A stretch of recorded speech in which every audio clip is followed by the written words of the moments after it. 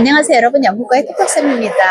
오늘은 한국 학생들이 영국으로 유학을 오면 영어를 어떻게 준비해야 대학에 들어갈 수 있는지 과정을 알려드리려고 합니다.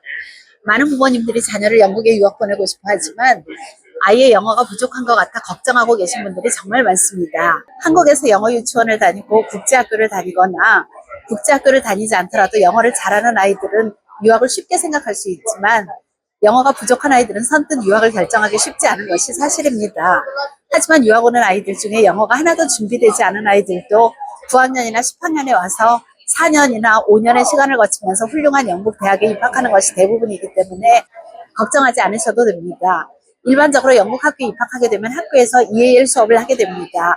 영어가 모국어가 아닌 아이들을 위한 수업인데 9학년이나 10학년에 들어오면 대부분 EAL 수업을 하게 되지요. GCSE 과정이 시작되는 10학년은 영어 과목이 필수입니다. 그리고 영어는 GCSE 과목 수를 셀 때 한 과목이 아니라 잉글리시 리터레이처와 잉글리시 랭귀지 두 과목으로 카운트가 됩니다. 그런데 10학년에서 하는 잉글리시 과목 수준은 우리로 말하면 한국 고등학교 학생들이 공부하는 국어 수준이기 때문에 쉽지가 않지요. 그래서 한국 학생들이 10학년에 오면 GCSE 잉글리시를 하지 못하고 대신 EAL을 하는 경우가 대부분입니다. 하지만 9학년으로 온다면 1년 동안 EAL을 하면서 10학년 GCSE에서 잉글리시 수업을 할 수 있는 능력이 되는지 평가를 합니다. 그래서 그 실력이 되면 GCSE에서 일반 영국 아이들과 함께 잉글리시를 하는 거고, 실력이 안 되면 계속 EAL을 하게 되죠.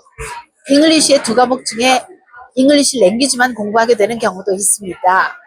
잉글리시 리터레이처는 셰익스피어 작품이나 시와 같은 높은 수준의 문학 작품을 공부해야 하지만 잉글리시 랭귀지는 영어 문법이나 리딩, 라이팅을 공부하는 과목이기 때문에 공부하기 훨씬 쉽거든요. GCSE에서 잉글리시 과목을 공부하지 않으면 대학 갈 때 불리하지 않냐고 생각하시는 분들도 계신데, 영국에서는 대학 입시에서의 영어 기준이 아주 명확합니다.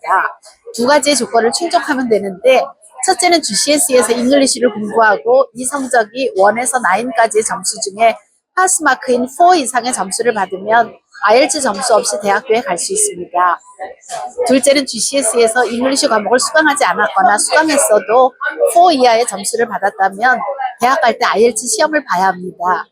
그런데 대학에서의 전공이 법이나 역사, 정치와 같은 영어 관련 전공인데 GCSE에서 영어 성적이 좋지 않다고 생각하면 IELTS를 추가로 봐서 좋은 성적을 내면 더 유리하긴 하지요.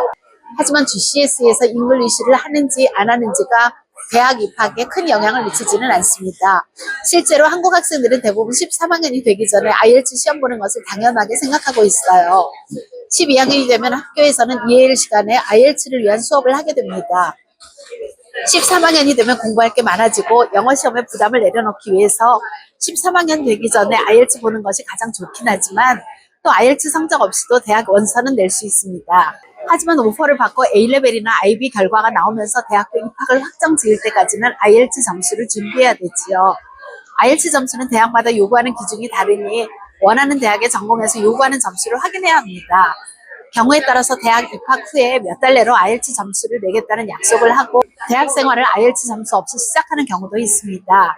하지만 IELTS 점수는 반드시 대학에 제출해야 하는 것이고, 이것을 짐처럼 계속 끌고 다니는 것보다는 13학년 전에 끝내는 것이 가장 깔끔하지요. 오늘은 영국 대학 입시에 필요한 영어 기준에 대한 말씀을 드렸는데, 영어 때문에 유학을 망설이거나 대학 입시를 위한 영어 기준에 대해 궁금하셨던 분들에게 도움이 되기를 바랍니다.